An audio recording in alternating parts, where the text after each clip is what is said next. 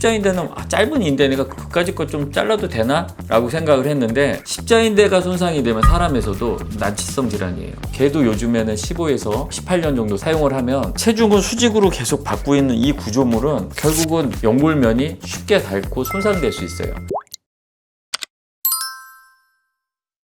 안녕하세요. 오랜만에 정형외과 주제인 전십자인대 단열에 대해서 같이 이야기를 나눠볼까 합니다. 전십자인대 단열이라는 것은 무엇인가요? 우리 몸에서 가장 많이 사용하는 관절 중에 하나가 무릎 관절이에요. 개에서도 이 무릎 관절이 관절 질환 중에 가장 많이 문제를 일으키는 것 같아요. 그 이제 대표적인 거는 슬개골 탈구가 있었고, 무릎의 활차에 무릎뼈가 도르래 역할을 하면서 무릎을 굽혔다 폈다 하는 단순 운동을 하는 그런 관절인데, 개에서는 이 무릎뼈가 잘 탈구가 돼요. 슬개골 탈구 영상을 참조하시면 되는데, 슬개골 탈구에 의해서 속발적으로 일어나는 십자인대 단열이라는 질환이 무릎 탈구의 상위 버전이라고 생각하시면 돼요. 전십자인대는 무슨 구조물이냐면 뒷다리를 이루는 위에 대퇴골이 있고 밑에 경골이 있어요. 요 사이에 이제 무릎이 있거든요. 대퇴골하고 경골이 서 있다 보면 체중을 수직으로 받죠. 그러면 수십 년간 사람은 써먹고, 걔도 요즘에는 15에서 18년 정도 사용을 하면 체중을 수직으로 계속 받고 있는 이 구조물은 결국은 연골면이 쉽게 닳고 손상될 수 있어요. 그래서 조물주가 이를 어떻게 만들었냐면, 대퇴골하고 경골의 이 체중을 수직으로 만들지 말고 경골의 머리 부분을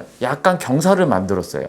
경사를 만들어서 대퇴골이 뒤로 살짝 빠지고, 그러면 경골은 경사면에 따라서 앞으로 밀려나가게 만들면서 수직으로 내려가는 체중을 전방으로 분산시켜요. 그런데 완전히 미끄러져서 빠지면 관절이 탈구가 돼버리니까 그러지 않도록 요게 완전히 어느 선 이상 나가지 못하도록 아주 짧은 전십자인대라고 하는 걸로 잡아주고, 뒷부분은 반대 방향으로 후십자인대가 있어요. 이 구조물이 뭐냐 하면 수직으로 체중 부중을 해서 대퇴골과 경골의 연골 부분에 과도한 체중 부중으로 부하가 걸리는 것을 분산하는, 저는 처음에 이 무릎 관절을 보고는 이 생체 역학의 끝판왕이라는 생각을 했어요. 왜냐하면 저희가 이제 제 나이쯤 되면 전날 등산 갔다 오거나 하면 다음날 무릎이 시큰거려요. 이제 60대 70대 되신 분들은 층계도 잘 못 걷는 분들이 많아요. 무릎이 제일 먼저 망가지는 이유가 이 체중을 가장 많이 받기 때문이에요. 개는 직립보행을 하지 않고 네 다리로 걷기 때문에 사람만큼 부하가 걸리지 않지만, 그럼에도 무릎 관절이 가장 많이 사용을 하게 돼요. 그러다 보니까 수직으로 체중 부중하는 거를 전방으로 분산시키는, 그냥 경골의 각도를 평평하면 되는 걸 살짝 각도를 주고 고개 짧은 인대를 하나 넣으면서 이걸 훨씬 더 오래 사용할 수 있도록 이런 간단한 구조물을 만드는 정말 생체 역학 쪽에 최고의 걸작품이라 생각을 해요. 그런데 문제는 십자인대가 끊어지게 되면 균형이 완전히 망가지게 됩니다. 제가 30년 전에 군대를 갈 때, 그때 이제 언론에서 많이 나왔던 게, 군대를 안 가려고 십자인대를 손상을 시켜서 영구적으로 면제받는 얘기가 많았어요. 그래서 십자인대 정도는 끊어도 되는 건가? 그때는 제가 임상을 할 때도 아니고 아직 4학년 올라가서 임상을 배울 때가 아니라서 십자인대는 짧은 인대니까 그까짓 거 좀 잘라도 되나? 라고 생각을 했는데, 십자인대가 손상이 되면 사람에서도 난치성 질환이에요. 평생 두고두고 삶의 질이 엄청나게 안 좋아요. 무릎 관절의 퇴행성 변화를 엄청나게 급진전시켜요. 제가 50대인데 50의 무릎 관절을 가져야 되는데 50살짜리가 70대의 무릎을 갖고 있는 거, 이거는 시간하고는 비례가 돼서 퇴행성 변화 너무 많이 진행된 거죠. 이거를 초고속화 시키는 게 전십자인대 단열이에요.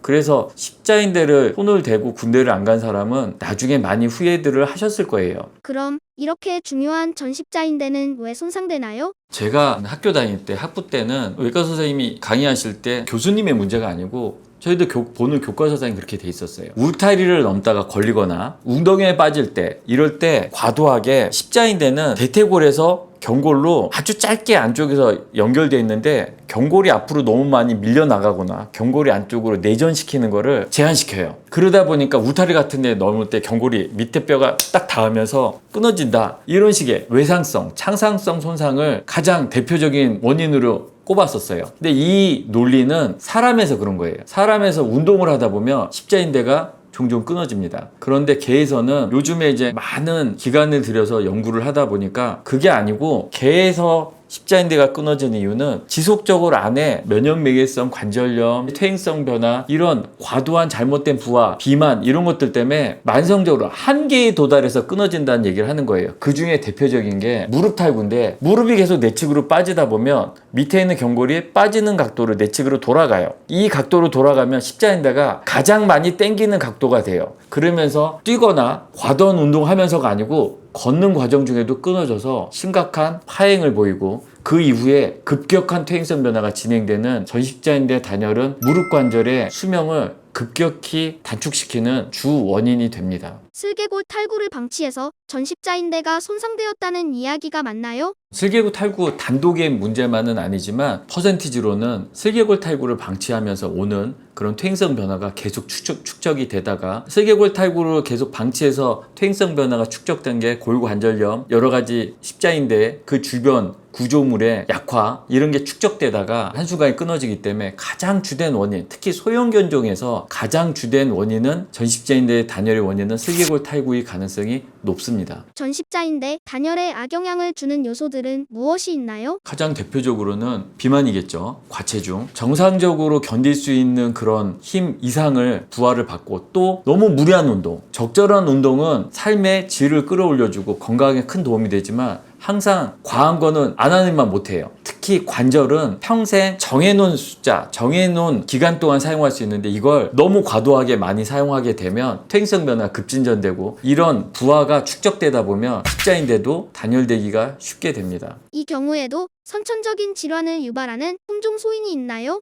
전십자인대 단열을 많이 일으키는 품종이 실제 저희들이 보는 교과서에선 있는데 그거보다는 앞에 설명드린 것처럼 슬개골 탈구, 이거를 계속 방치한, 거기다가 비만, 과도하게 운동하는, 활동성이 너무 많은 아이들, 또 산책을 너무 많이 시키시는 이런 이제 사양 관리, 거기에 유전적 소인 중에 대퇴골하고 경골의 이 사이에 수직으로 대퇴골이 누르지 못하도록 경골의 머리 부분이 이 각도가 있어요. 요거를 경골의 고기면 각도라고 해요. 요 각도가 25도를 넘어가서 30도에 넘어가는 이런 경사가 심할 때는 당연히 대퇴골이 과하게 내려가겠죠. 그럼 경골을 과하게 앞으로 밀어요. 크레니어 티비알 스러스트라고 해서 CTT가 과도하게 밀어붙이면 십자인대 부하가 많이 걸리겠죠. 그래서 이 엑스레이를 찍어보면 경골의 뒤 고기면 경사 각도가 많이 커져 있는 상태, 커져 있는 개체는 부하가 많이 걸리니까 끊어질 가능성이 높다라고 해요. 다만 엑스레이상에 그렇게 TPA 각도가 커도 운동을 제한하고 적절한 체중 관리를 한다면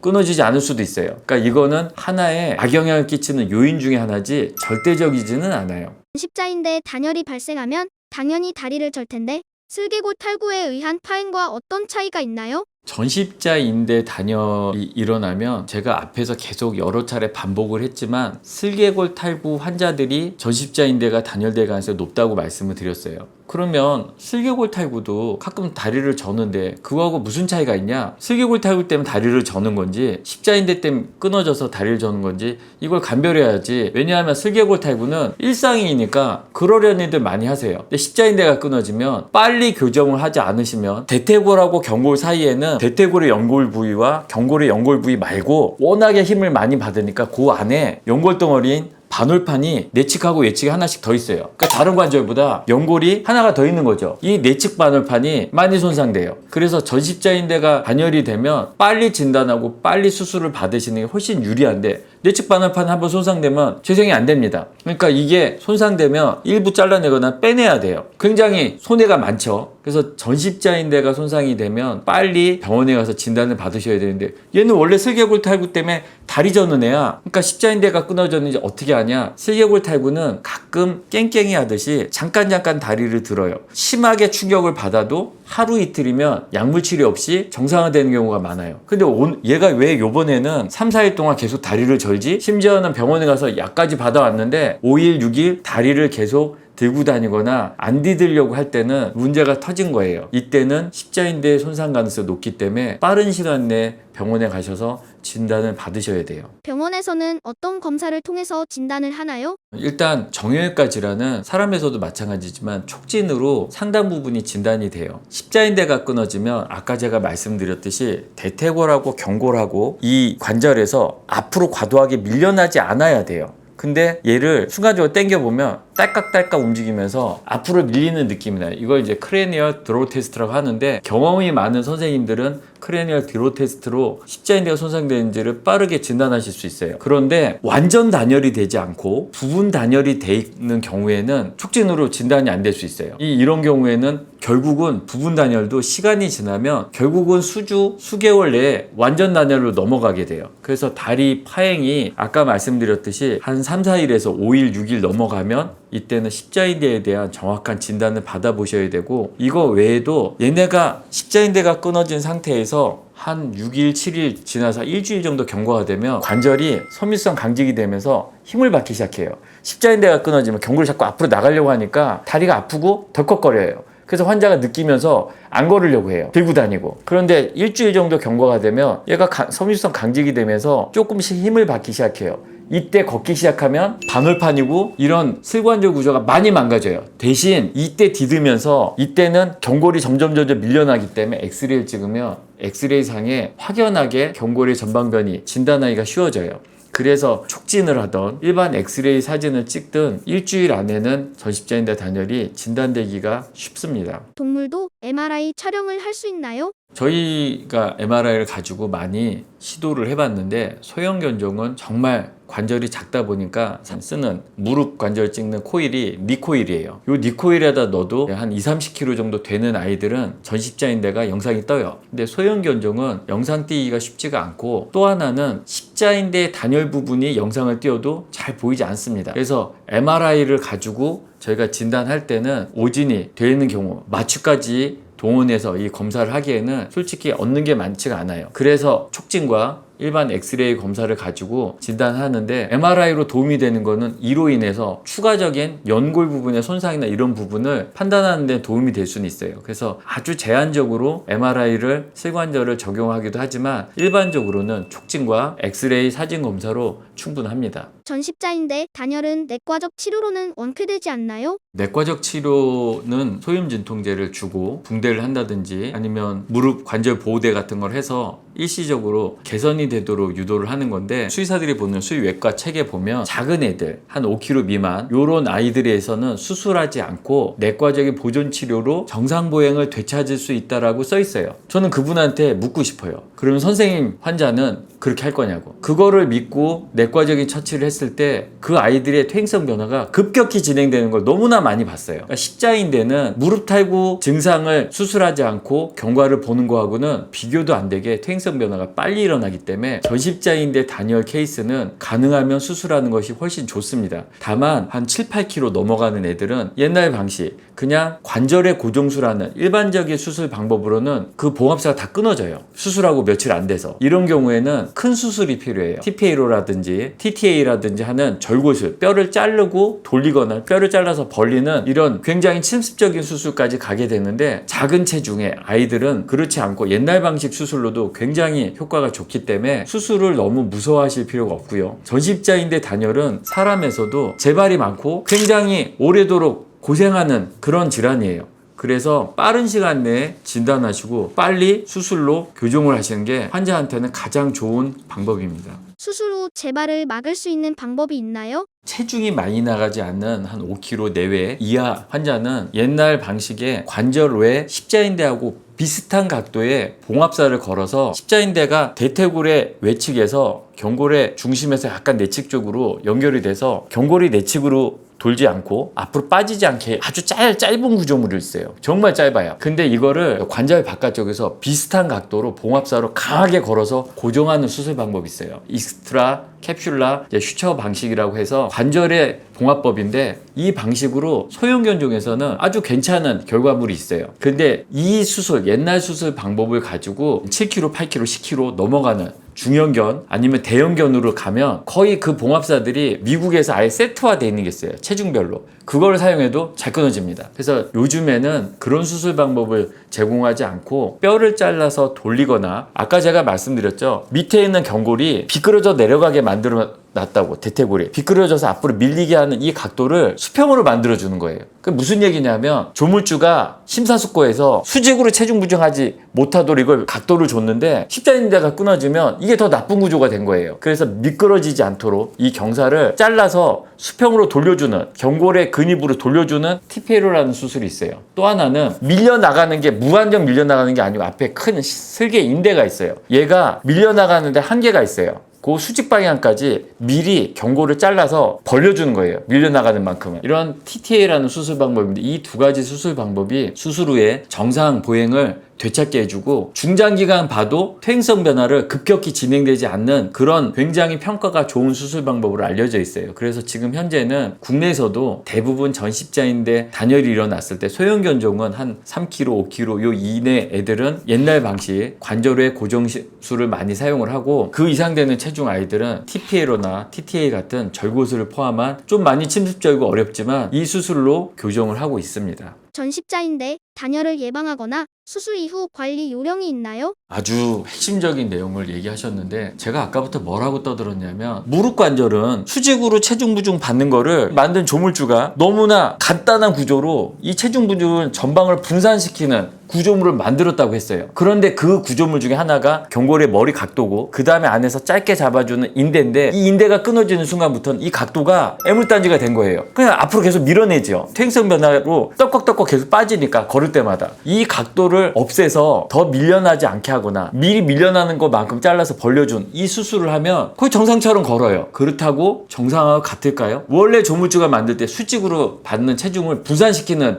구조물이었는데 그렇지 않게 됐잖아요. 그럼 어떻게 해야 되죠? 아껴 써야 돼요. 사람에서도 어른들이 젊을 때 너무 막 마라톤 막 뛰고 막 의욕이 넘쳐서 막 다음에 막 천리 3종 경기 나가고 이러면 50대 60대가 되면 층계도 잘 못 내려가요. 아껴 써야 되는데 지금 구조를 수술을 해서 정상에 가깝게 만들었지만 역시 정상은 아닌 거예요. 그래서 체중을 과하게 늘리지 않고 적절하게 유지하시고 운동량을 적절하게 조절하시면 자기 수명까지 무릎으로 문제되는 일이 없도록 해주는 수술이에요. 하지만 막 뛰어놀고 체중 막 늘리고 하루에 막 서너 시간씩 막 뛰어놀고 이렇게 하면 요거는 문제가 될 수가 있어요. 그래서 이런 부분에 관절에서 가장 중요한 거는 중장기간 적절한 체중 관리와 운동 제한을 적절히 하신다면 자기 수명까지 슬관절로 문제될 일은 없다고 생각이 됩니다. 사람은 관절 영양제들을 먹는데 강아지들에게도 도움이 되나요? 나쁠 건 없는데 소도가니, 그러니까 무릎뼈를 도가니라고 하죠. 저희가 먹을 때 도가니탕 같은 거, 제가 매일 도가니탕을 먹으면 제 무릎이 계속 청년의 무릎이 될까요? 똑같은 얘기예요. 먹어서 나쁠 거는 없는데 글루코사민과 콘드로이친 아니면 적절한 소염 진통제 이런 제품들이 관절 건강에 일부 도움이 됩니다. 나쁘지는 않아요.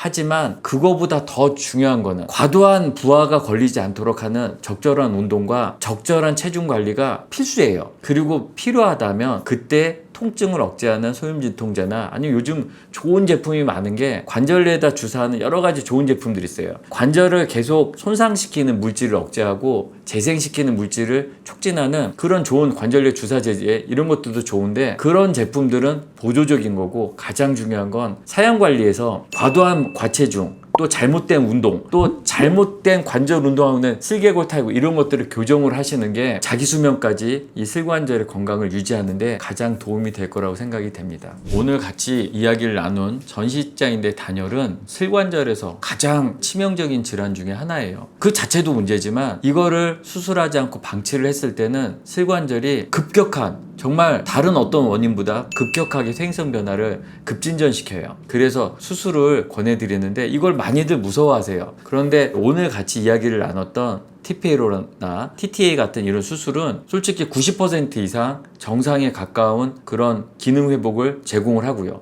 중장기간 퇴행성 변화도 자기 수명까지 충분히 관리가 가능할 정도로 억제를 해줍니다. 굉장히 좋은 수술 방법이에요. 겁먹으실 필요 없어요. 다만 이런 것들 외에도 십자인대가 끊어지던 끊어지지 않던 또 수술을 받던 수술을 받지 않던 관절에 가장 중요한 부분은 체중 관리, 또 적절한 운동 제한, 이런 게 건강한 반려동물의 그런 행복한 삶을 유지하는데 가장 필수라고 생각이 되며, 너무 영양제에 맹신하지 마시고, 제가 어릴 때 아버지가 많이 하셨던 운동을 안 해서 그래 라는 얘기를 어르신들이 많이 하세요. 하지만 관절은 운동을 안 해서 문제를 일으키는 게 아니고 운동을 많이 해서 문제되는 경우가 더 많아요. 그래서 애들이 파행을 보이는 경우에는 좀 쉬어주는 그러한 지혜도 필요할 것으로 생각이 됩니다. 자, 오늘 슬관절에서 가장 치명적인 십자인대 단열에 대해서 같이 이야기를 나눠 보았습니다. 앞으로 더 좋은 영상으로 찾아뵙겠습니다.